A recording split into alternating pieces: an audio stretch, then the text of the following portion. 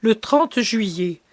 Jésus dit « Voyons aujourd'hui combien on réfléchit aux plus petits. » Je dis par la bouche d'Isaïe, faisant parler les humbles ou leur parlant. Sans toi, Seigneur notre Dieu, ils nous ont fait esclaves des maîtres, fais que nous n'ayons à nous souvenir de ton nom que pour toi. Celui qui meurt revient à la vie. Les géants ne renaissent pas, pour cela tu les visitas. Tu les exterminas, et tu fis disparaître toute mémoire d'eux. Va, mon peuple, entre dans tes chambres, ferme les portes derrière toi, cache-toi un bref instant, jusqu'à ce que le dédain soit passé. Et voilà que le Seigneur sortira de sa demeure et rendra visite à l'iniquité de ceux qui sont contre lui sur terre.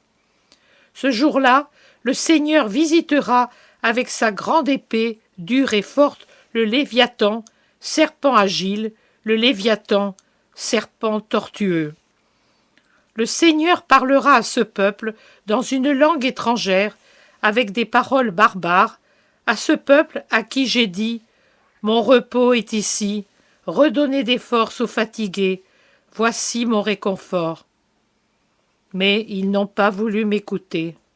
Et le Seigneur a dit « Parce que ce peuple s'approche de moi avec la bouche et m'honore de ses lèvres, mais son cœur est loin de moi, et ils me rendent un culte avec des préceptes et des enseignements humains. Pour cette raison, j'exciterai de nouveau l'admiration de ce peuple par un grand et superbe prodige. La sagesse des sages périra. Parce que l'oppresseur est disparu, le railleur est anéanti, et ceux qui tramaient le mal sont exterminés. Ceux qui faisaient pécher les hommes par la parole, qui tendaient des pièges à ceux qui les reprenaient et s'éloignaient du juste sans raison.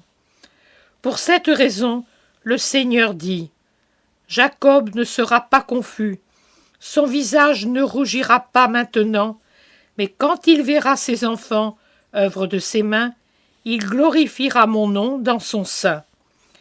Et ceux qui se trompaient avec l'esprit apprendront la science, et les médisants apprendront la loi.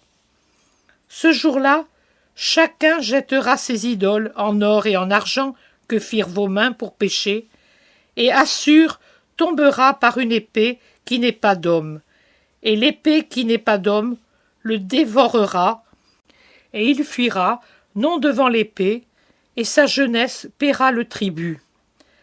La cause première du mal, être resté sans Dieu.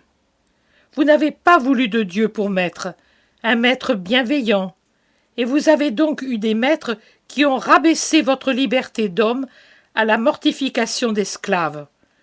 Comme esclaves, ils vous ont prêté, vendu, repris. Comme esclaves, ils vous ont envoyé à la mort en riant et en s'engraissant de votre douleur. Le monde se meurt de n'avoir plus Dieu pour maître, vous en particulier. Vous vous mourrez, car vous n'avez pas voulu Dieu pour maître paternel. Plaise à Dieu que maintenant vous vous tourniez vers lui. Le salut est dans son nom. Dans son nom, la vie est vie, et la mort résurrection. Celui qui vit dans le Seigneur ne meurt pas pour l'éternité. Ce sont les géants, c'est-à-dire ceux qui élèvent leur puissance hautaine de chair et de sang contre le ciel, qui attirent les foudres de Dieu et s'écroulent pour ne plus renaître. Ils ont tout eu sur terre, car pour eux n'existait que la loi de la chair et du sang. Pour eux est donc fini le règne lumineux et éternel de l'Esprit. Fini sur cette terre où ils l'ont tué de leurs propres mains, et fini là où il n'y a pas de limite de temps, où les âmes mortes n'entrent pas. Quand l'heure de l'indignation sonne au ciel et la justice en descend pour frapper, ayez pour norme la charité et la prudence. Retirez-vous au lieu de caqueter comme de jeunes poules qui voient le Milan. Retirez-vous au lieu de murmurer, car il ne revient qu'à Dieu de juger, et priez le Seigneur.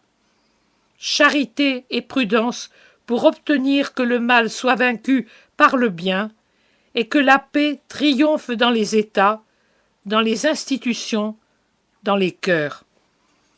Pour punir, Dieu n'a pas besoin de vos conseils. Il sait quand et comment utiliser l'épée pour tuer l'Éternel renaissant, le monstre qui vous séduit, lequel s'oppose à l'Éternel ressuscité qui vous a sauvé et vous sauve de son sang. Trop souvent, les grands et les petits de ce monde ne l'écoutent pas, restant sourds à mes prières pleines de tristesse, que vous donniez asile à l'amour là, à votre Jésus qui souffre de son amour parfait, toujours repoussé. Oh, si vous veniez à moi, avec votre cœur, enfant si tendrement aimé de votre Dieu, Père et Frère, vous pourriez tout arracher à mon amour, si vous veniez à moi, avec votre amour. Tout, car c'est pour moi une suprême douleur de ne pas pouvoir vous couvrir de dons dans cette vie et dans l'autre. Même le culte que vous me rendez a perdu beaucoup de mon signe et a assumé des formes humaines plus conformes à votre façon d'agir, lourdes de lourdeur humaine. Revenez à la source, mes enfants, à la source dont jaillit la vie. Le passage des siècles ne la charge pas de vieillesse, car le temps est un instant devant mon éternité. Lavez votre âme à la source, plongez-y votre esprit, afin qu'il voie Dieu et les prodiges que j'accomplis pour soulever votre admiration, de sorte que votre esprit se dépouille du savoir des sages, science illusoire, et qu'il apprenne le savoir de moi, qui suis la sagesse de Dieu. Et pourtant, vous le voyez, mes chers enfants, ce que votre Dieu sait faire pour vous. J'ai vu l'affliction de mon peuple élu, celle que vous connaissez, car elle est déjà sur vous, et celle que vous auriez connue, déjà prête dans l'ombre, et dont je me suis occupé. Mais malheur à vous aussi, si la leçon ne devait pas servir. Comment pourrais-je toujours accourir, voire à tout, pardonner?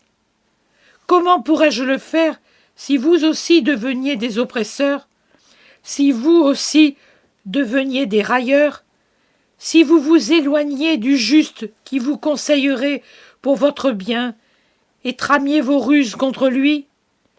Il est porteur de ma parole, lui et ses ministres, et dans ma parole se trouve le vrai savoir et la vraie loi qui donne le bien.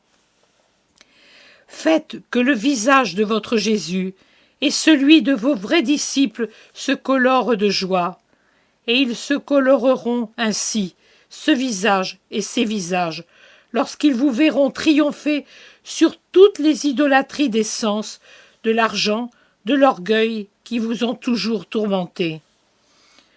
Tu comprends par toi-même qui sont les Assurs. Mais je dis à tous, faites en sorte de ne pas mériter comme eux l'épée qui n'est pas d'homme. Non, soyez bons. Votre Dieu ne veut pas vous montrer l'épée qui punit, mais il veut vous ouvrir les bras, ces bras qui ne savent qu'aimer et bénir et vous dire « Venez, ô enfants, vous reposez dans la paix de votre Père ».